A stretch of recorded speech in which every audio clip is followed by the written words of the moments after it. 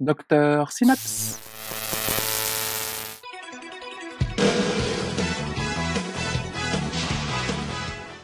Goku est un homme de 52 ans.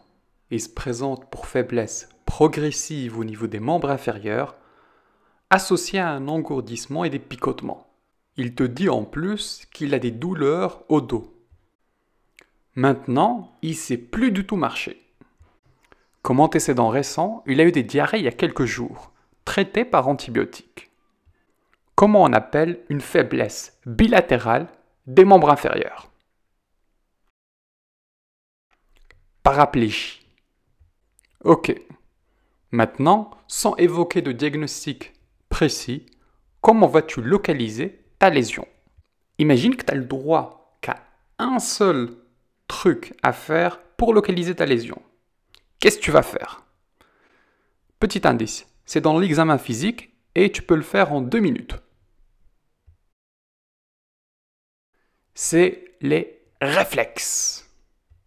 S'ils sont vifs, avec hyperréflexie des membres inférieurs, faiblesse spastique, clonus, Babinski, bilatéral, avec une diminution de la sensibilité en dessous de TH6, c'est une atteinte du motoneurone supérieur.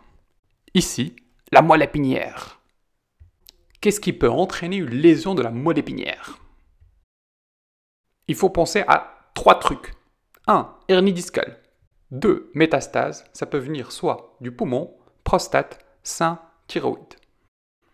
Dernier, l'abcès péridural.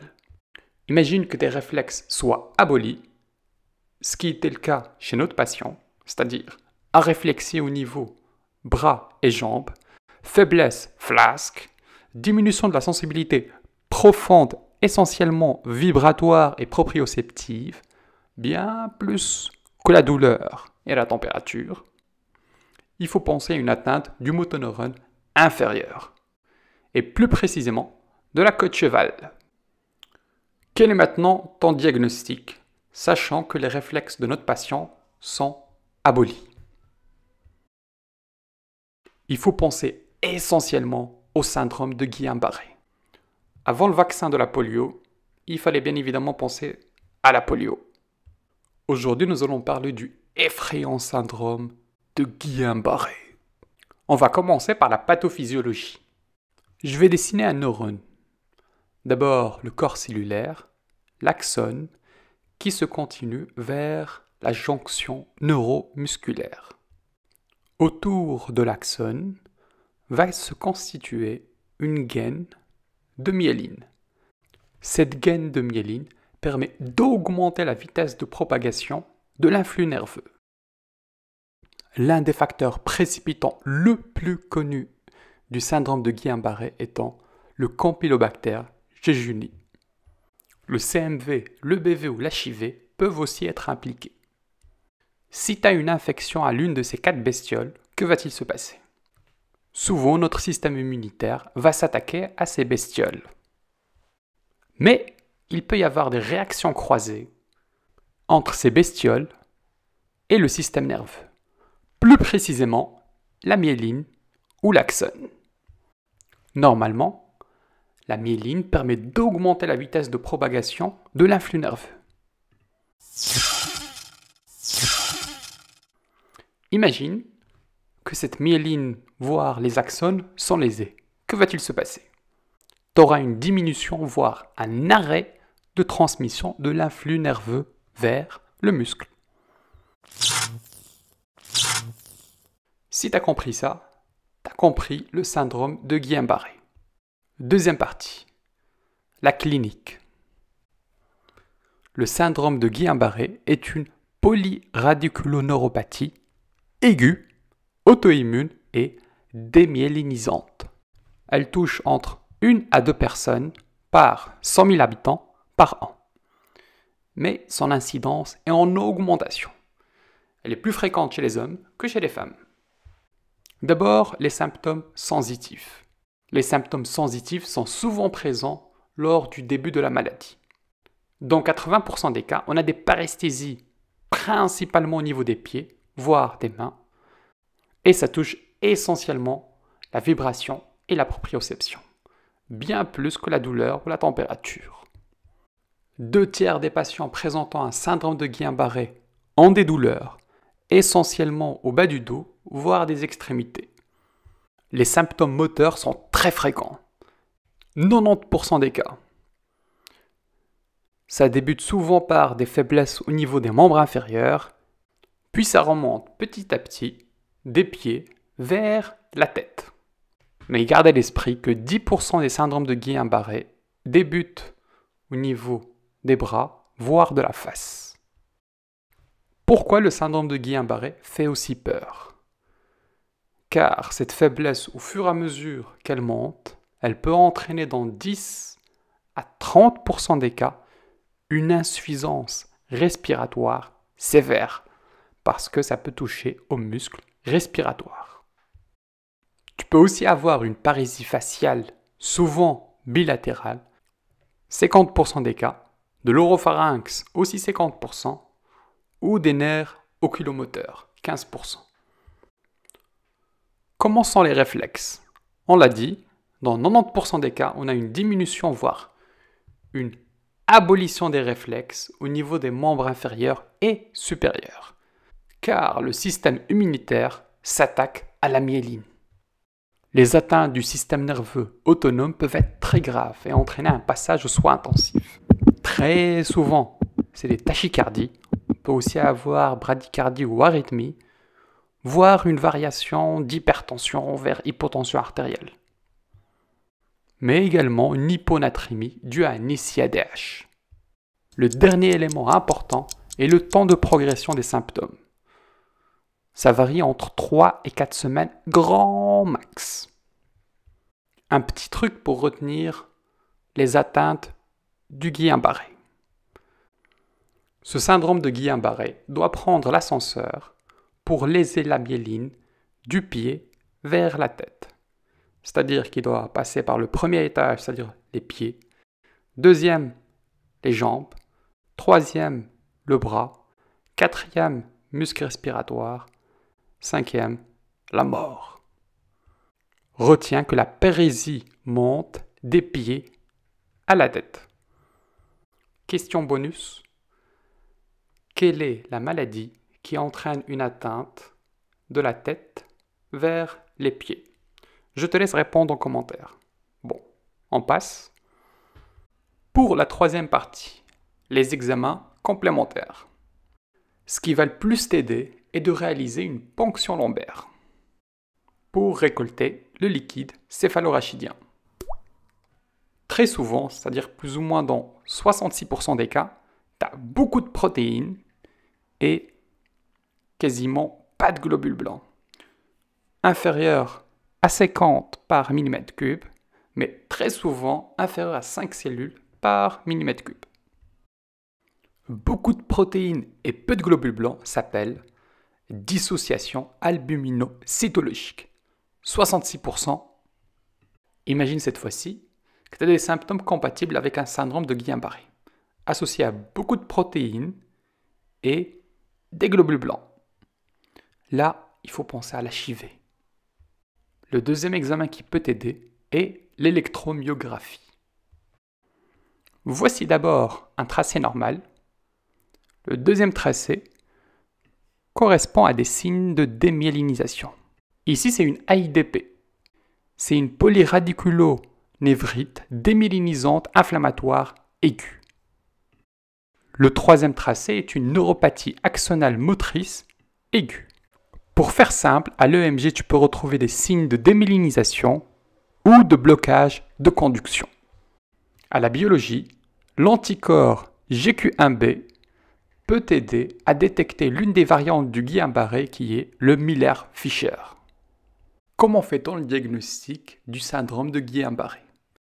Le National Institute of Neurological Disorder and Stroke, NINDS, te dit qu'il faut 2 critères obligatoires. Faiblesse progressive des jambes et bras ou juste des jambes. Ça peut varier d'une légère faiblesse jusqu'à une paralysie totale des 4 membres, tronc, bulbe, muscle de la face, ophtalmoplégie externe. Le deuxième critère étant la réflexie ou la diminution des réflexes aux membres qui sont faibles. En plus de ça, il y a des critères qui sont en faveur du syndrome de Guillain-Barré, comme progression des symptômes en jours, voire des semaines, mais maximum 3-4 semaines, la symétrie relative de l'atteinte, symptômes et signes sensitifs légers, quelquefois ça touche les nerfs crâniens, mais essentiellement le nerf facial.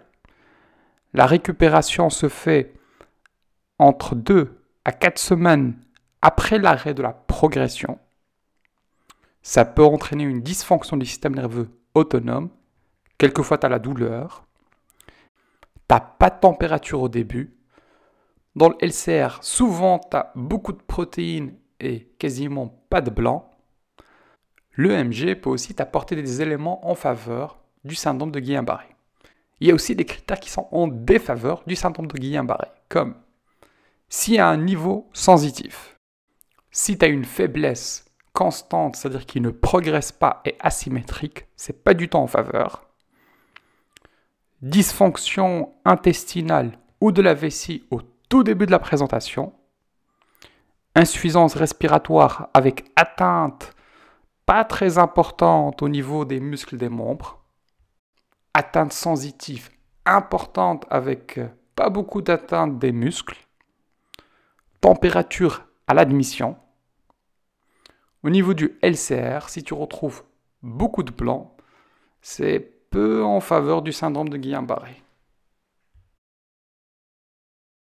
Le World Health Organization a aussi sorti le Brington Criteria. Ils te disent quoi? Si tu as une faiblesse bilatérale et flaccide des membres inférieurs, associée à une diminution ou absence de réflexe tendineux aux membres atteints, intervalle entre le maximum et le minimum de la faiblesse varie entre 12 heures et 28 jours avec une phase plateau. En plus de ça, pas de diagnostic alternatif. Si tu as ces 4 critères, tu as un diagnostic probable avec un level 3. Si tu as en plus une dissociation albuminocytologique avec peu de blanc et beaucoup de protéines, ou un EMG en faveur du Guillain-Barré, tu montes à très probable avec un level 2. Si tu as un LCR qui est en faveur plus un EMG qui est en faveur, tu montes encore à un autre level. Et là, tu es sûr du diagnostic. Tu es au level 1. Bon, dernière partie, la prise en charge.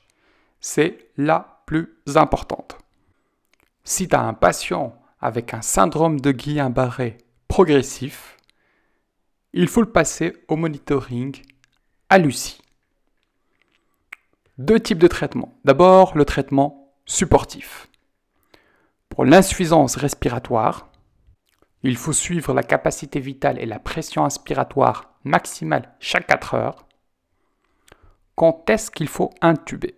Quand tu as une capacité vitale inférieure à 20 ml par kilo ou une pression inspiratoire maximale inférieure à 30 cm d'eau ou pression expiratoire maximale inférieure à 40 cm d'eau.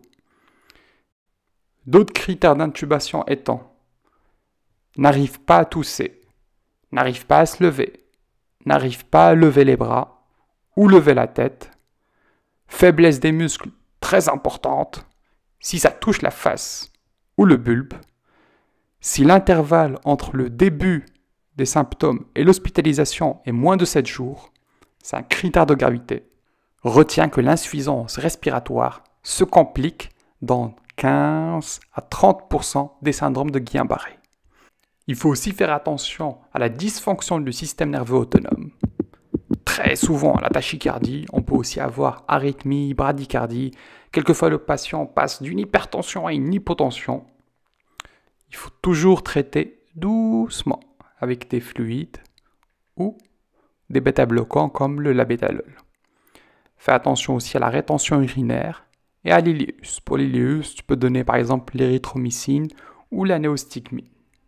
la dysfonction du système nerveux autonome se complique chez 70% des syndromes de Guillain-Barré.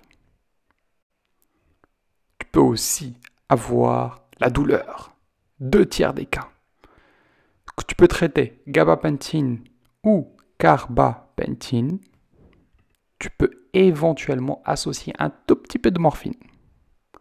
Et n'oublie pas qu'il faut une réhabilitation chez ces patients, c'est-à-dire nutrition, kinésithérapie et psychologue.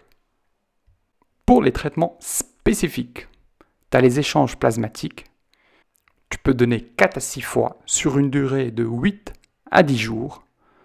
Fais attention aux effets indésirables comme l'hypotension ou le sepsis.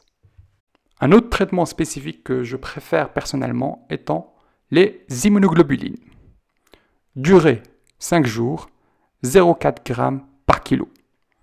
Quand tu le donnes, fais attention à la méningite aseptique, rash et l'insuffisance rénale.